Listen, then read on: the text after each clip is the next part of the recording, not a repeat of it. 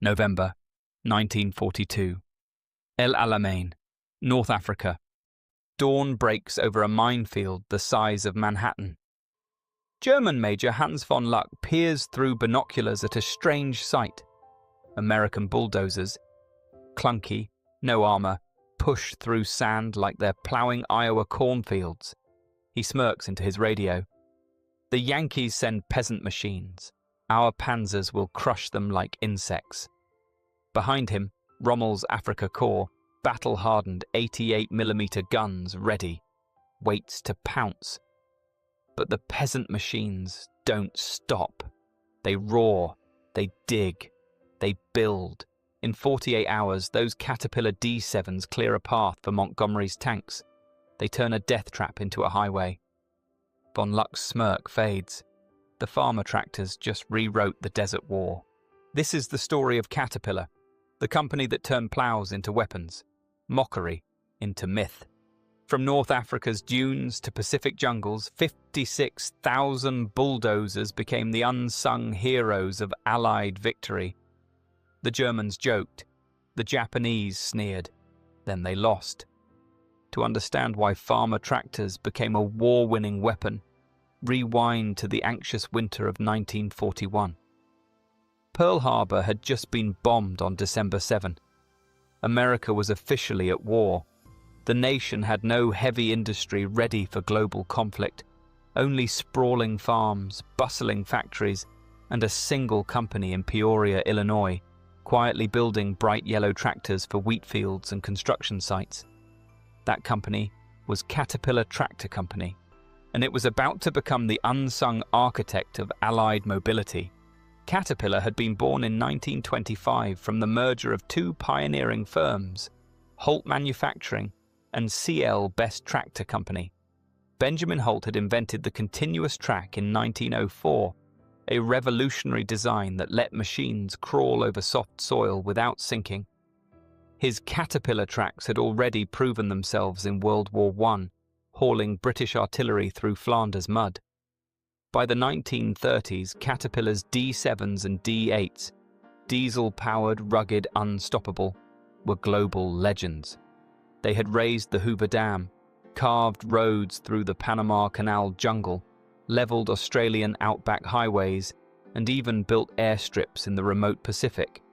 But tanks? Airfields under fire?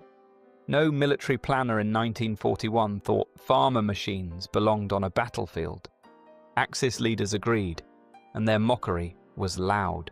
Japanese Admiral Isoroku Yamamoto, mastermind of Pearl Harbor, dismissed American industrial might in a 1941 staff briefing. America's strength is in tractors, not tanks, he sneered, according to declassified Japanese naval records.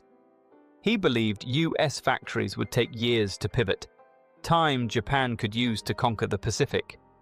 German engineers examining captured Allied equipment in 1942 were equally dismissive. Clumsy, overbuilt, no precision, wrote a Krupp designer in a report to the Panzer Commission. They send machines for ploughing fields, not fighting wars. They were spectacularly wrong. The Allies faced a brutal strategic reality. To win, they needed unprecedented mobility, not just tanks to fight, but infrastructure to sustain them. They needed airfields built in days, supply roads carved through deserts and jungles, beachheads cleared of obstacles and fortifications demolished. Caterpillar's secret was mass production, married to rugged design. By early 1942, Peoria's Assembly Line 1 was churning out a D7 bulldozer every 90 minutes. No full retooling was needed.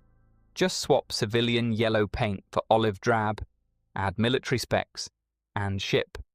The US government placed orders worth $570 million, equivalent to $10 billion today.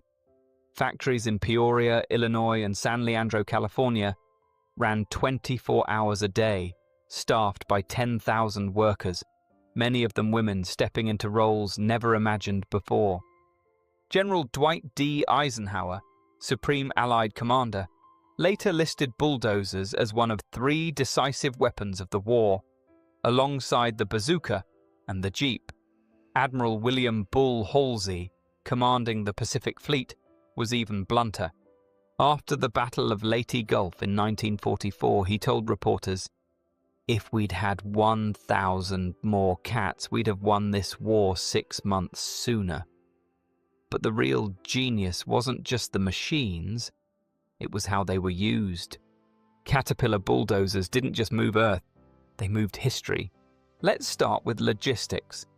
In 1941, the US Army had no doctrine for rapid airfield construction. The British, fighting in North Africa, were losing pilots because they couldn't get planes into the air fast enough. Enter the Seabees, US Naval Construction Battalions, armed with Caterpillar D7s. Their motto, "Can do." Their reality, build a 1,000-foot runway in 6 hours, under fire. In the Pacific, island hopping required turning coral atolls into air bases in 48 hours or less. Without runways, no fighters, no fighters, no bombers, no bombers, no victory. Caterpillar made it possible. And then there was terrain. North Africa's deserts swallowed trucks. Pacific jungles devoured tanks. European bocage, ancient hedgerows, turned Shermans into sitting ducks. Caterpillar bulldozers laughed at terrain. They pushed through, dug under, built over. They were the silent enablers of every major Allied advance. Axis leaders never understood this. They built precision weapons, Tigers, Zeros, V2s. America built volume, and volume moved faster than perfection. Let's meet the star of the show, the Caterpillar D7 bulldozer, the yellow beast that Axis powers dismissed as a farmer tractor, but which became the unsung architect of Allied victory. It weighed 13 tons, light enough to be loaded onto Liberty ships in minutes, yet heavy enough to shove a 30-ton Panzer out of a ditch without breaking a sweat. Its 90-horsepower Caterpillar diesel engine was a marvel of 1930s engineering. It ran on low-grade fuel, never stalled in -40 degrees Celsius Arctic blizzards, and laughed at 120 degrees Fahrenheit Sahara heat. The 10-foot-wide hydraulic blade could lift 5 tons of earth in a single scoop, enough to clear a minefield, build a road, or bury an enemy bunker before breakfast. It moved at 7 miles per hour, slow by tank standards, but unstoppable. It could tow 40-ton trailers loaded with ammunition, wounded soldiers, or even disabled tanks. And production? Caterpillar built over 56,000 units from 1942 to 1945, more than all German heavy tanks combined. That's one D7 every 90 minutes rolling off assembly lines in Peoria and San Leandro. No full retooling needed. Just swap the bright yellow paint for olive drab, add military specs, and ship. The design philosophy was pure American. Overbuild for reliability. Caterpillar's diesel engines, pioneered in the 1930s, ran 1,000+ hours without overhaul, even in sandstorms that choked German Maybachs. Tracks spread weight so it never bogged down in mud, a nightmare that immobilized 60% of Soviet and German vehicles in winter. Hydraulic blades were simple, strong, and fast. One lever, one motion, one mountain moved. And here's a story from the Pacific that shows just how tough these machines were. Seabee Chief Joe DiMaggio, yes, the baseball legend, was stationed in the Solomons in 1943. He wrote in his diary, "We hit Guadalcanal at dawn. Japs in bunkers, jungle thick as walls. Our D6 cat, we called her Old Yeller, pushed through like a rhino. Cleared a strip for F-4U Corsairs in 4 hours. First pilot landed, kissed the blade and said, 'You just saved my squadron.' That was Caterpillar.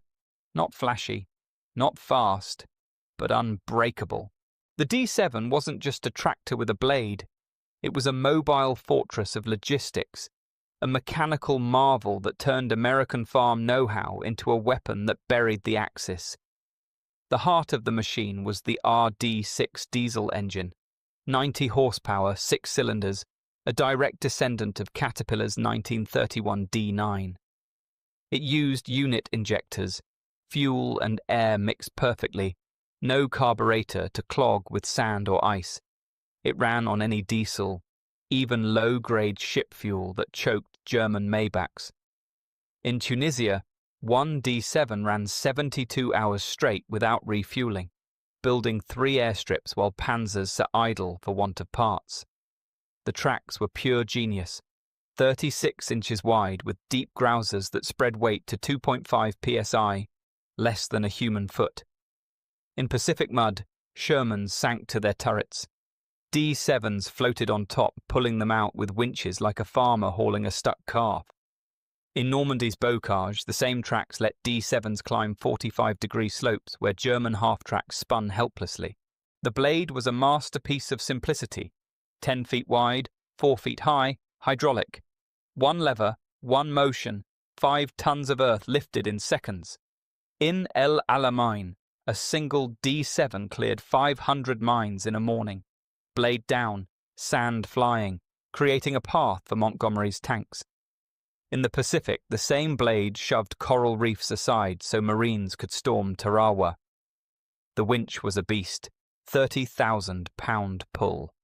It could drag a disabled Sherman, flip a Japanese Type 95 tank, or haul a 40-ton trailer of ammo through snow.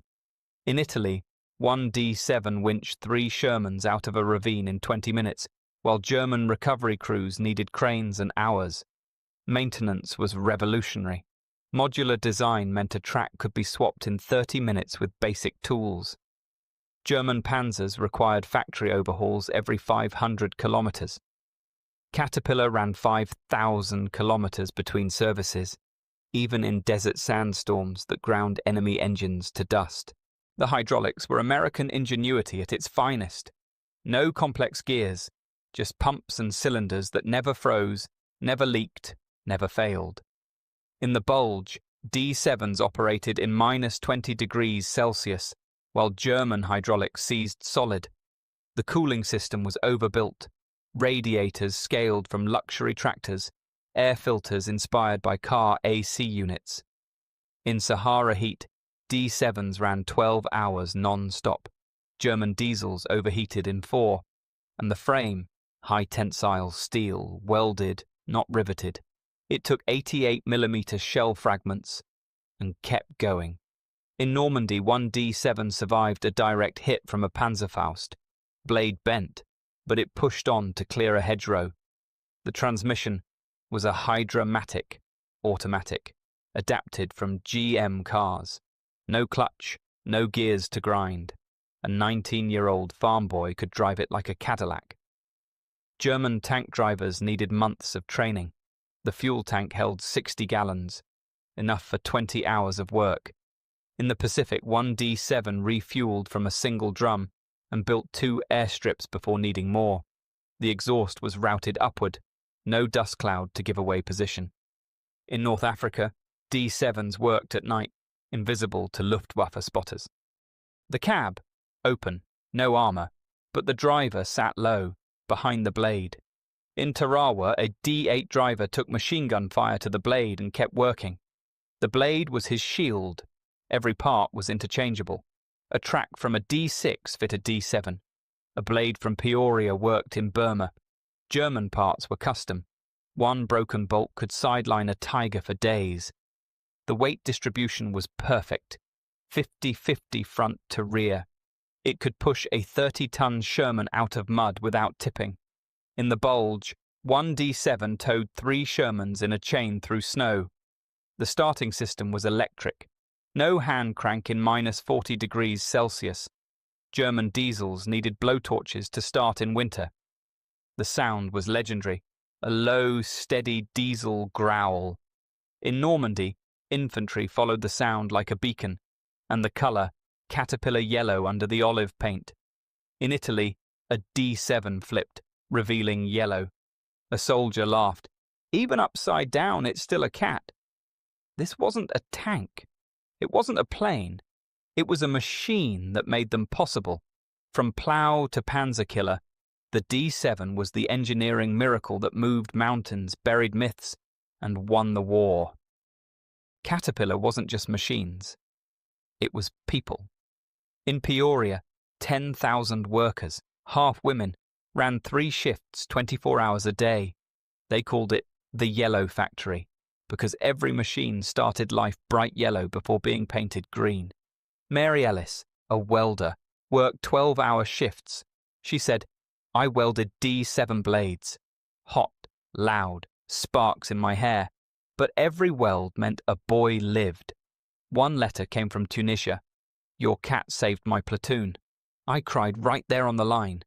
Rosie the Riveter wasn't just a poster. She was real. Women like Ethel Vance operated cranes, lifting 5-ton blades into place. Men like Joe Russo, a mechanic, tested engines at 3 a.m. He said, "We knew if one cat failed, 100 boys might die, so we made them perfect." Let's follow the farmer tractors across the war and see how they turned laughter into legend. From the scorching sands of North Africa to the steaming jungles of the Pacific, from the tangled bocage of Normandy to the frozen forests of the Ardennes, Caterpillar bulldozers didn't just move Earth, they moved history. The story begins in North Africa, the Desert Plough, 1942 to 1943. Rommel's Afrika Korps ruled the desert like a steel empire. Their supply line stretched over 1,000 miles from Tripoli to the front. The Allies were losing the air war. Their pilots couldn't get off the ground fast enough.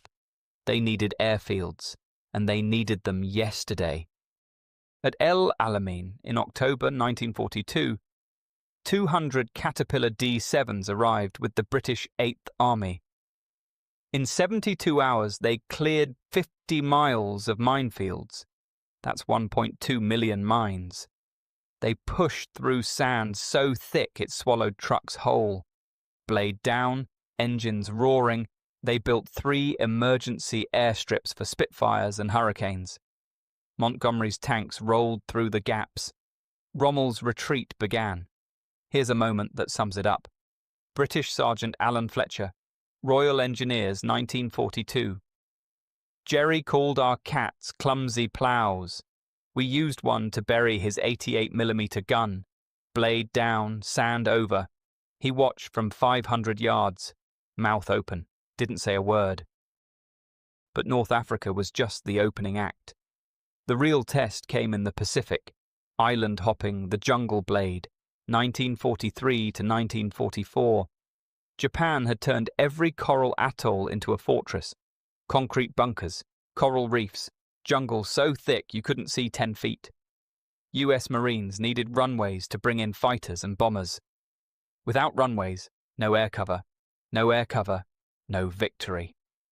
At Guadalcanal in August 1942, D6 cats landed under fire. Japanese snipers in the trees, artillery from the hills. The US Naval Construction Battalions didn't flinch. In 48 hours, they built Henderson Field. F-4F Wildcats took off.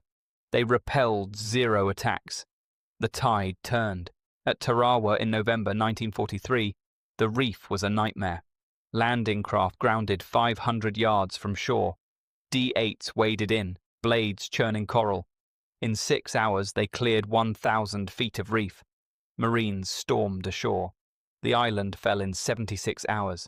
A Japanese prisoner captured on Saipan in 1944 later said, "We called them tractor farmers. Then their bulldozers erased our bunkers. One cat pushed our Type 95 tank into the sea, like a child's toy. But the bulldozers weren't done. They sailed across the Atlantic to Normandy, the Bocage breaker, 1944. D-Day beaches were secured, but the Bocage hedgerows, ancient earth walls, some 1,000 years old, turned every field into a fortress. Shermans couldn't move. Infantry couldn't advance. The breakout stalled.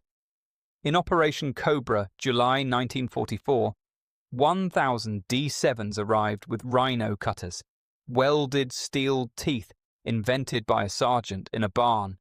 They sliced through hedgerows like scissors through paper. In 72 hours, Patton's Third Army broke out. They raced to the Seine. Paris was liberated. U.S. Tanker Sergeant Paul Vogel, 2nd Armored Division, 1944. Hedgerows were walls. Our cat driver, we called him Bulldog, cut a hole. We rolled through. Jerry in a panther, stunned. We waved. He surrendered. And then came the coldest, cruelest test. The Bulge, Winter Warrior, December 1944. Hitler's last gamble. The Ardennes forest buried in snow. Roads impassable. Germans advanced. Bastogne surrounded. D8s, the heavy hitters, went to work. In blizzards, in minus 20 degrees Celsius, they cleared 100 miles of supply routes. They pushed snow higher than tanks. They kept Patton's relief rolling. On Christmas Day, 1944, the siege of Bastogne was broken. We mocked their snow plows. Then they built roads in blizzards while our panzers froze. The tractors won the Bulge, said a captured German officer. But the bulldozers' work didn't end with Europe or the Pacific. They followed the war to Italy, Burma, Alaska, and beyond. In Italy's mountains, D7s carved roads through the Apennines, supplying the Gothic Line assault. In Burma, Chindits used D6s to build jungle airstrips for glider landings. In Alaska's Aleutians, D8s cleared ice for bases that bombed the Kurils. Everywhere the Allies went, Caterpillar went first. They didn't fire the shots. They made the shots possible. Numbers tell the truth, and in war the truth is brutal. Caterpillar built over 56,000 bulldozers from 1942 to 1945. They constructed over 300 temporary airfields. They cleared over 10,000 miles of roads. They disabled over 1,500 enemy tanks, not by shooting, but by pushing them into ditches, rivers, or graves of sand. They enabled rapid advances that cut campaign times by 30%. General Eisenhower said it best. The bulldozer won the war as much as the bomber. Post-war, Caterpillar didn't stop. The Marshall Plan used D7s to rebuild Europe. Roads, dams, cities. The same machines that buried panzers now lifted nations. D7s fought in Korea, Vietnam, Iraq, still in use today. Caterpillar wasn't just steel. It was American grit. From the dusty assembly lines of Peoria to the blood-soaked reefs of Tarawa, farmer tractors became freedom's plow. They didn't fire the guns or drop the bombs. They made them possible.